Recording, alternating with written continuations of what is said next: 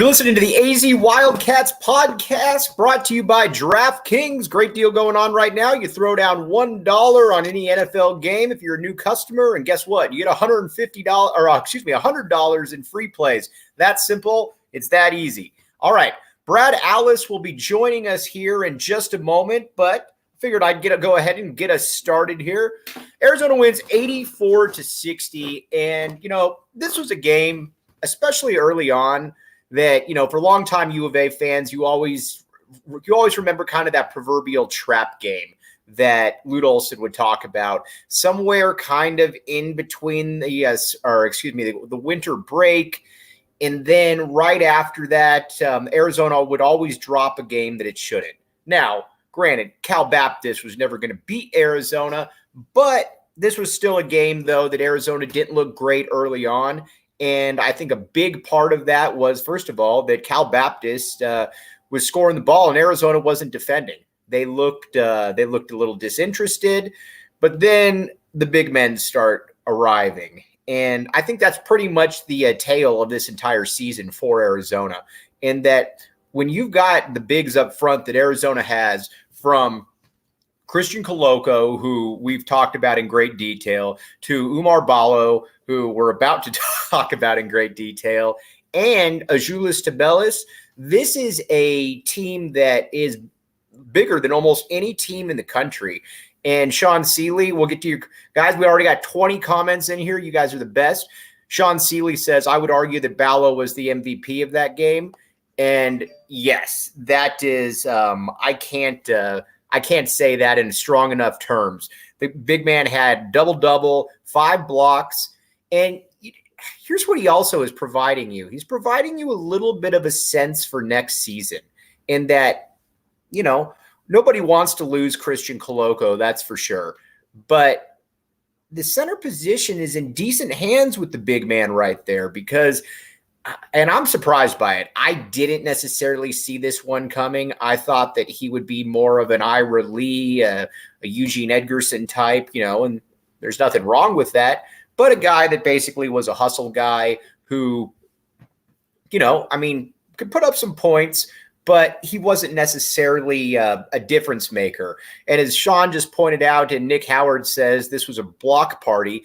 That's exactly what this was. I mean, when you got 10 blocks at the half and Christian Koloko isn't the one that's raising the most eyebrows, that's always going to be something that's a little exciting there, especially if you're a U of A fan and you're always looking to the future, as we are. But again, Arizona rolls 84-60. This was a game that, and again, Nick Howard, my guy, thought a 40-point victory. I kind of agreed with him. We were both a little off there, but at the end of the day, Arizona gets to 11-0, and that's the point that I think that we need to really hit on here. And again, Brad Allis will be joining us in just a minute, but Scott Schlidenhart, I think, put it well right here when he said, just keep stacking them dubs.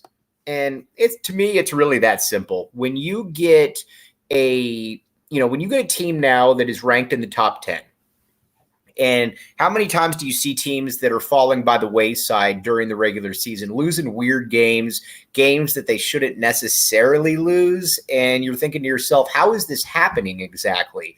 And Arizona hasn't fallen into that trap. Arizona has beat the teams that they should. And not only have they beat the teams they should, they've beat the teams handily that they should. And I think that's what's exciting about this. And again, you look at a team like a Cal Baptist, they're obviously an overmatched foe. I don't think anybody would argue that, but at the end of the day, this is a win that you'll take, especially too when you've got Tennessee coming up right now.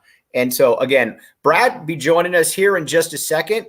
By the way, I want to get to some we're going to talk to a lot of football in this post game, and hold on just a sec. We're going to get to a lot of football here in just a minute, because there was a very momentous day right here in that a massive recruit, the biggest recruit in school history, has signed. And I would certainly venture a guess that this is something that Brad will have some thoughts on. But let's get back to your questions first. Now, Sean Seeley says, Mike, I would also say Kyer coming off the bench in the first half got the game going. Thoughts? I totally agree with that. I'm a big fan of what this team or what Justin Kier can do. He's not going to play in the NBA, but to me, he's clearly the best perimeter option right there. He's a player who, first of all, he's smooth. He can get in there. He can get in and out of where he needs to get, and he can make plays happen. He's a unique player in that regard, and he seems more than cool coming off the bench. Guess who we're joined by now? The great one, William Brad Allis. Hello, William. Hello, Michael. How you doing, my man? Where are you? You got a bunk bed behind you? I do. I have the only quiet place in my house right now is my kids' room, and well, that's father life right there. Exactly. Okay. All right. Before we're going to talk a lot of football recruiting, because especially to have you in here, a source of wisdom about past classes, it's going to be great. But just initial thoughts on this game against Cal Baptist. What I talked a little bit before about how Arizona always seemed to slip up in the years, kind of in this game in this kind of time period. Cal Baptist certainly didn't have the horses to make that one happen.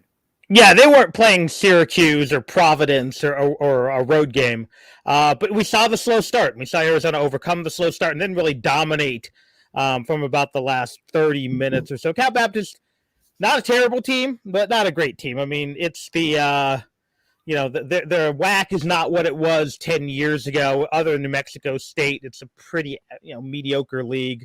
But this is a team that was 8-2. They beat Northern Colorado, who gave Arizona a game for 5 minutes. Right. This is not a tournament quality team, but this is certainly a team that, again, better than some other ones we saw on the schedule. So Arizona went in, kind of handled their business, very workmanlike, but with their ability to pour it on kind of quickly is what separated this game from maybe a game where 8 minutes left and it's only 8 to 10 points and you're sweating a little bit.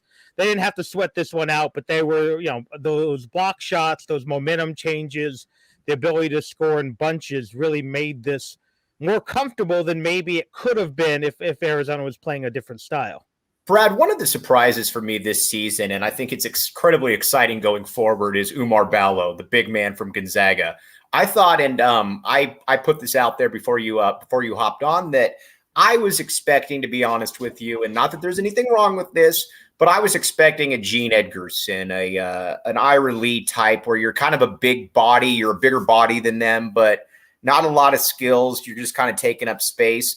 He's got skills. He can block shots. This is a guy that if he goes into next season as the starter, you don't feel like you're at a total disadvantage. He's been about as good as you could hope. Mm-hmm. I was thinking a slightly maybe better version of Angelo Chol, right, or a slightly bigger version of Mohamed Tangera pre-back injury. And what we've seen is a guy who's still really raw, who still has never quite lived up to the billing, but much like the recruiting rankings are kind of supposed to be. He was a 4-star, 5-star guy based upon long-term potential, not year one. And, people forget, one reason Zeus was a 5-star guy was because of long-term potential. Now, he was the same guy day one that he was day 5 or whatever, year 5. Right. Yeah. But he was a solid 4-year contributor. Right. I think if we were giving him a grade, I think we'd say he's like a 3.7-star guy. But Ballo's ranking was really based upon what we hoped he could do, and he's starting to scratch that surface. And again, if Tommy Lloyd, Steve Robinson, Ricardo Foy are all as good a developers as their reputation, then, Ballo could be a guy here, especially if Koloko or Tubelis leaves, which probably will happen with one or both of them, can step in and give Arizona 30 minutes of an inside presence moving forward.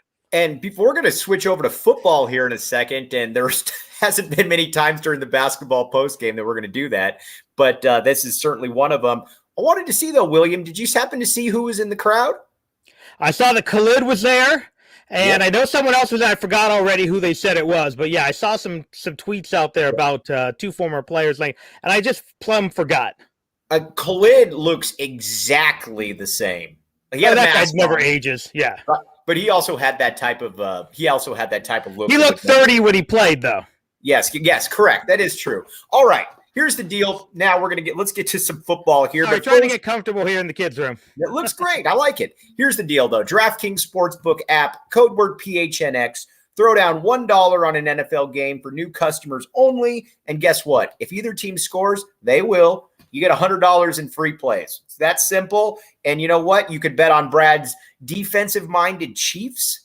You could bet on the over in Arizona's basketball games. You can go a lot of different directions right there. And so check out DraftKings Sportsbook app, code word PHNX, Arizona only, 21 and up. Eligibility restrictions do apply. See DraftKings.com/sportsbook for all the details. And again, if you got a gambling issue, call 1-800-NEXT-STEP. They'll get you all taken care of. Whew. All right. Now, Brad, I'm very excited to have you on because this reason that Sean Seeley put out right here. I'm ready for all the recruiting takes. Let's go. Now, unless you've been living under a rock, Arizona football has brought in its best recruiting class in easy 15 years. And certainly the Mike Stoops class that I think, depending on where you look, was ranked around 19, something like that. And it's been highlighted by the announcement today that Tatora McMillan, T-Mac, by a lot of accounts, the best wide receiver in the country, has flipped his commitment from Oregon, has now signed with the University of Arizona. He has decided that he is going to back the A. And not only is he going to back the A, he's going to be back in the A for 3 years here. So, Brad, this is a class that's going to finish in the top 25. And first and foremost, what do you think about how impressive that is coming off a 1-11 season? Yeah, it is really remarkable. To me, if you look at it, they had a couple guys they lost that would have made it even better. Most notably Zeke Berry, a 4-star guy who ended up going to, I think, Michigan. But their ability to close late. Now, when you're in Arizona, you have to get lucky in recruiting. And it was so happened that they were able to open the door at Servite because of Kean Burnett, who's Chester Burnett's son.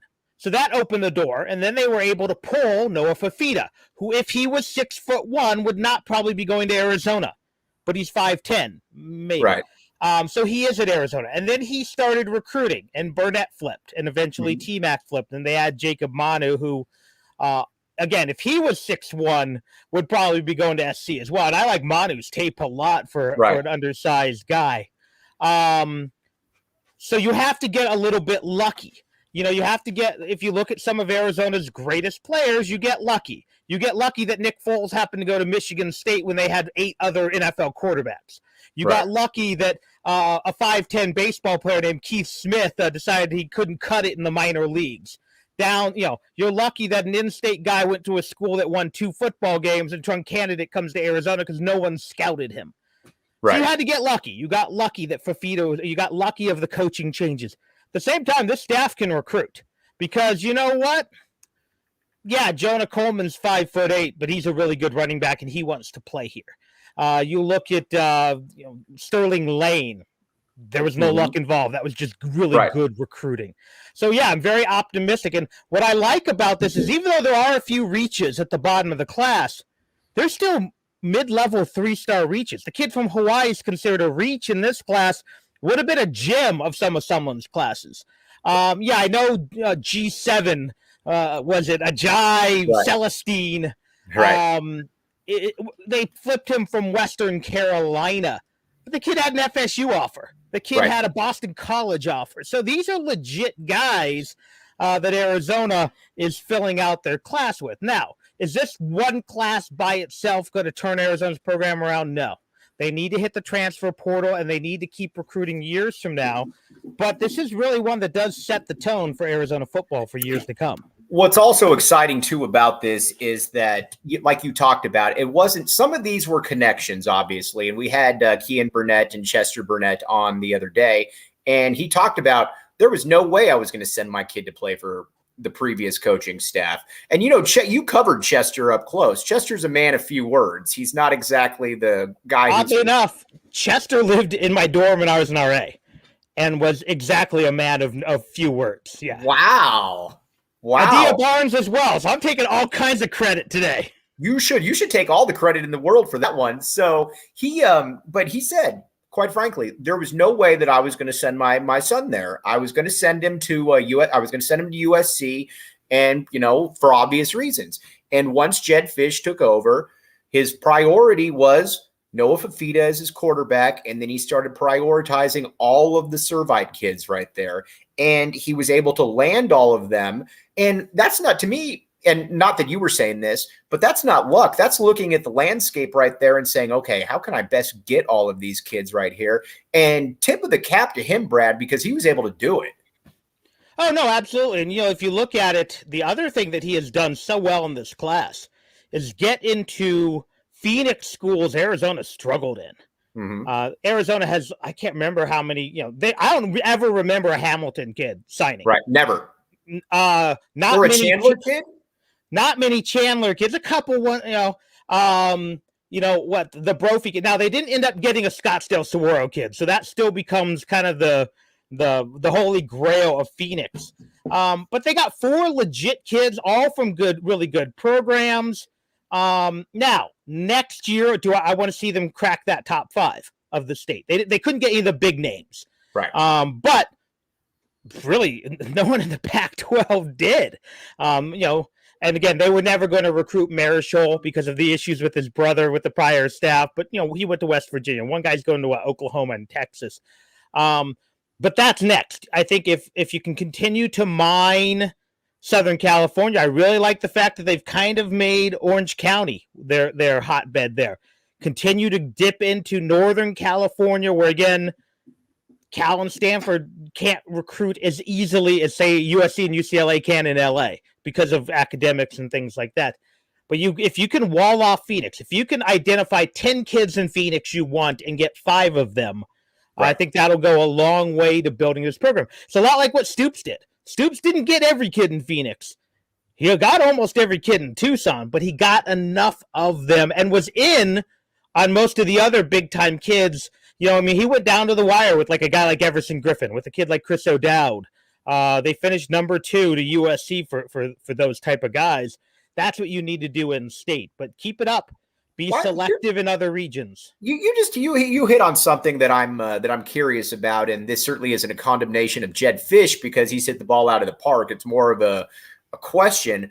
When Dick Tomey was here, and when you would have national recruits in state, he had a decent record of getting them, and you could look at it again. A guy like a Michael Bates was the number 1 running back in the country. Looking at it, he got him. You got a Bobby Wade. You got a Mike Bell. You got a I'm drawing a blank right here. Your Bobby guy, Wade. A Bobby Wade. Yes, exactly. Great house. Yes, exactly. He might have even committed to Larry Smith, but a Mike Chaska. Yeah, and these were guys that if there was recruiting around today, they would be 5-star guys right there. So what has changed there, William? The internet. All right. Okay, if you're Bobby Wade and mom and dad want to see you play at Arizona or anywhere, you needed somewhere you could drive. Mm-hmm. There's a good chance Bijan goes to either Arizona, ASU, or USC, which was one of his dream schools, because his parents couldn't see every game. Now you can see every game anywhere. Pac-12 network. So it's harder to keep kids in state than it used to be if they want to travel, see the world, because mom and dad can still see every game. Mom and dad, you can FaceTime with mom and dad. There's a big difference between a FaceTime. I feel like I'm in the room with you now, which I wouldn't if we were just doing a radio interview, right? And how exciting does that feel? It feels pretty awesome, little beard envy. Casey, I'm not going to steal Brad from you. Don't worry. But the fact is, I think you have a bigger challenge because more kids want to get away. More kids want to experience the world because they can feel closer to home with technology that you couldn't back then. That being said, you have to identify the kids who do want their parents to drive to every game, whose parents don't want to drive 8 hours and battle LA traffic on a Friday afternoon, who want to be an hour and a half, 2 hours away from home. And there are going to be plenty of those kids. They got 4 in this class. They almost got a 5th with Tristan Monday. Now that you have a full year to work on those guys, how many can you get? And I think what's exciting, too, is that you still got options out there. A lot of people are talking about Rayshawn Luke, a 4-star running back / receiver, a slot guy. A lot of people are asking me if he's related to me. He is not. I know that there might be some misconceptions out there, but I want to clear those up right now. I know when I heard Speedy Luke, I just automatically assumed it was you. You assumed it was me, but no, I've had to tell people that he is not related to me. Arizona is obviously recruiting him. They're recruiting guys like a Kedon Slovis, which leads me to my next question here. And Sean threw this out there, and Sean's a sharp guy because he literally, it looks like he's going from my playbook right here. I wonder what the OU is for wins next year with the highly rated class. I'm going to say it probably won't change much, only because in football, it's so much different than basketball, in that John Calipari can go from Memphis, take all of his 5 stars with him to Kentucky that comes off 6 wins, and they're not able to really, or they're able to take their program to the next level. Football is a little different just because of the physical maturity in place there, William. Yeah, and to me, the big question is now, how do you fill out the rest of the roster? Who are you getting out of the portal? If you get a legit quarterback, if you get 2 offensive linemen, if you get a couple defensive pieces, then that changes this roster drastically. Yeah, of the guys we're looking at, now the good news is half of them are coming in early. Right. But the fact of the matter is there's probably 4 guys who are going to contribute next year out of this class, maybe 5. Does Burnett play? Probably. Now, I think he's probably going to play probably more like of a hybrid than a tight end because he's not going to be big enough. T-Mac plays. A couple of the defensive backs might play. I think all 3 receivers, at least 3 of the 4 will end up playing just because what you've lost. That's the one position where, and I know you've lost 5 of your top 6, I think, pass catchers off of last year's team. So yeah, that's going to be a factor. But let's say you bring in Slovis, and let's say you bring in 2 legit linemen. Let's say you bring in, a defensive lineman to shore it up, and let's say you bring in a safety. Then suddenly, I think you can add a game or 2. Conversely, if you don't help yourself at all in the transfer portal, then you're looking at another 1.5. 2.5 over unders. If not, I think it go 3.5, 4.5, depending on what you bring in. And a lot of it also depends on the schedule. San Diego State loses a lot. Do they have replacements in the fold, or are they down for a down year? What is North Dakota State on a weird travel on what could be a warm evening a year after, maybe a few months after winning a national title at FCS? How does Mississippi State travel? They haven't been west of Texas right.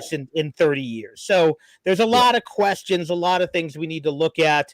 So Brad, are you calling an Arizona victory over Mississippi State next year? Are you going to be the first one to throw down that gauntlet? I'm not, but I do think they'll win one of 2 between San Diego State and North Dakota State. All right. Well, I think if you're an Arizona fan, you'll certainly take it. Now let's talk about a little bit about Kedon Slovis here. Obviously, the USC transfer. He's a Phoenix kid. It becomes a little more interesting because I was telling people about this before, and there's 2 things you don't want to do. You don't want to upset Noah Fifita, and with good reason. He's been the linchpin for all of this. So obviously, you have to have him sign off on this. My question, though, is this. If you bring in Kedon Slovis now, the terrain looks a lot different than what he would have encountered maybe even two weeks ago. Because let's be honest, if you're a transfer quarterback, you're looking to go someplace where you can put up numbers. Kedon Slovis wants to get to the NFL. Now, if I've got a T-Mac there, I've also got a Kean Burnett. I've also got another USC decommit who's at wide receiver now. You throw that on with a Dorian Singer or somebody like that who showed some potential as a freshman, all of a sudden I got a little bit more that I can show you there, Brad. Yeah, and you throw in Anthony Simpson, you throw in Jamari if healthy, and you have some options. You have some options at running back. The big question to me is what can that offensive line give you? But you look at the options on the West Coast, and I know Plummer just went to Cal, and I think Cal's going to take a step back next year. I think Arizona makes a lot of sense for Slovis. I'll say this: I don't love Slovis. If I was ranking just on physical tools, he would be the 3rd of the Arizona quarterbacks who are in the transfer portal. I like Purdy and Miller a little bit better, but they're freshmen. And again, I don't know if you want to upset the apple cart there with Fifita, with his ability to recruit. And frankly, are those guys ready to step in and win football games? We know Slovis can play in the Pac-12. Right. We know Slovis can win games in the Pac-12. Now, can he win 8 games at Arizona next year with their talent? Probably not. But he can win games in the Pac-12. He's a competent Pac-12 quarterback. He's, with apologies to McLeod, better than anything Arizona has right now. Yes, I would take a flyer on Slovis in a heartbeat. If not, then I want a true grad transfer. I want a guy who's a 4th or 5th year guy, and I don't know if Arizona can attract that right now because of how pedestrian the offense was last year. All right, I want to talk a little bit about Noah Fifita in depth right here. But first, I also want to tell you about the DraftKings Sportsbook app. Code word PHNX. Throw down $1 on an NFL game, and guess what? You get $100 in free plays if either team scores. You could have done that tonight for the Patriots Colts game. By the way, Brad, who do you like in that game if you were betting on the DraftKings Sportsbook app? I would be betting on New England. I'm rooting my butt off for the Colts because that helps the Chiefs with the number 1 seed. Brad, I cannot agree with you more on that, but that's why, you know what, you want to hop on the DraftKings Sportsbook app, code word PHNX, and they'll get everything covered for you right there. All right, Angry Grim says, we need QB depth. Our QBs at the moment, All right, I want to talk a little bit about Noah Fifita because I've spent quite a bit of time the last 4 days. Mike Luke, the quarterback whisperer that he is. You know what? Like, I don't really worry. People always keep saying, well, he's the 5'10 quarterback. I don't really worry about that in college. That doesn't really mean much to me because how many times do you really see shorter quarterbacks have the ball batted down at the line? What I am impressed by is 2 things. The ball snaps out of his hand. He can make the throws. It's not like he's I'd be more concerned if he was only throwing 15, 20-yard outs and that was basically it. The guy can make every throw that you need. He's smart. He can move around a little bit. I think the height thing is a little bit overrated there, Brad. Yeah, and especially in the college game, you can scheme that. Now, we have to trust that, Fish and Carroll and Doherty are going to scheme for it. You can boot the guy out. You can play action, which opens up things. But, yeah, we've seen 5'10", and he's probably not quite 5'10", but we've seen shorter quarterbacks be successful. The thing he needs to do, in my opinion, is to play at this level is work on the body a little bit. Get a little bit stronger, get a little bit thicker. To me, the most aggravating thing, and granted, I'm a short man, is how anytime they see a short person, they're like, oh, well, is he going to be durable? Height has nothing to do with durability, but build does. And he looks to me to be a little on the slight side. It's hard to tell because we're seeing him in baggy T-shirts that he wears under his pads or in a sweatshirt. So maybe he's in a little thicker than I think he is. And granted, he's poly, so it shouldn't be hard for him to bulk up. But that's my bigger concern. Not that he's 5'8", 5'9", 5'10". Would you like him to be 6'2"? Sure. But he's not. So we can scheme for that. But he needs to get enough muscle on him that when he takes off and runs, he doesn't get hurt. That when he takes a sack, he's not going to get hurt. And that's easy to do. It's easier to pack on muscle than it is to pack on 2 inches of height. Right. So we had Noah on, like I said, a couple days ago, and he talked about my boy Flax a little bit here. And I let him off the hook because I like the guy. I like the kid a lot. I'm really rooting for him. But Noah's a Baltimore Ravens fan, and he said that 6'6" Joe Flacco led the league in passes batted at the line of scrimmage, which he did. I very much remember that. So I think a lot of it I think is a little bit overrated, and it just looks aesthetically better to have a guy who's 6'4". I'll put it to you like this. The 2 best quarterbacks that I've seen from Arizona in my lifetime are Keith Smith, Nick Foles.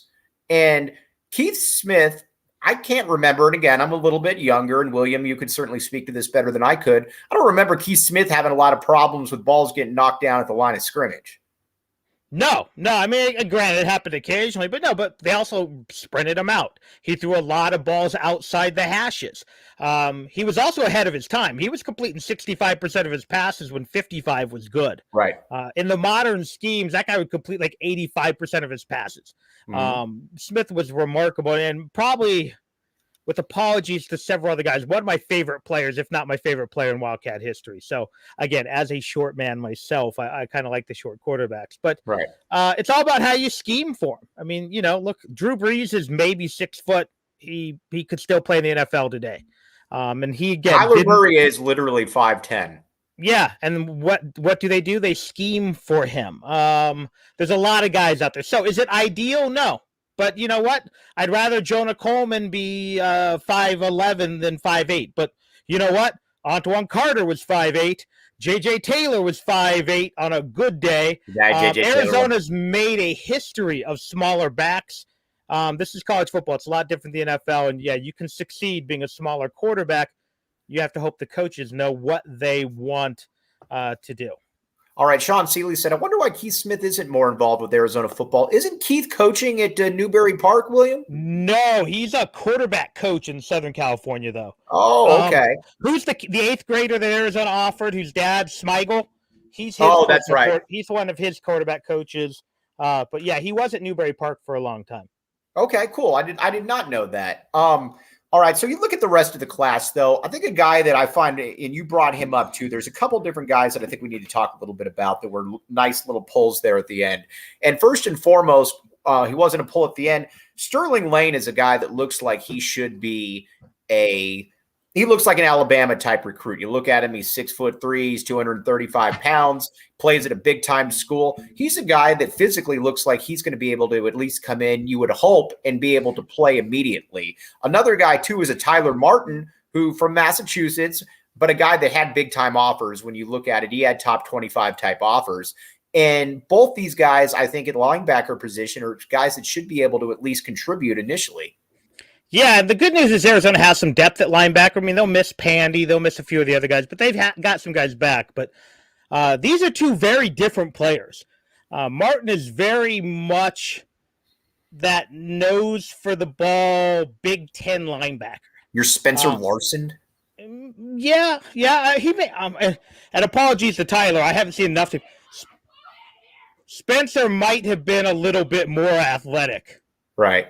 Yeah, and I think Spencer was a super athlete because he was able to play in the NFL, or he was able to play in the NFL as a fullback and as a linebacker. So he was a guy that was able to do. He was super athletic. So, Sterling Lane is another guy, and St. U of A put on here. He said, "Is he going to be a linebacker or a defensive end?"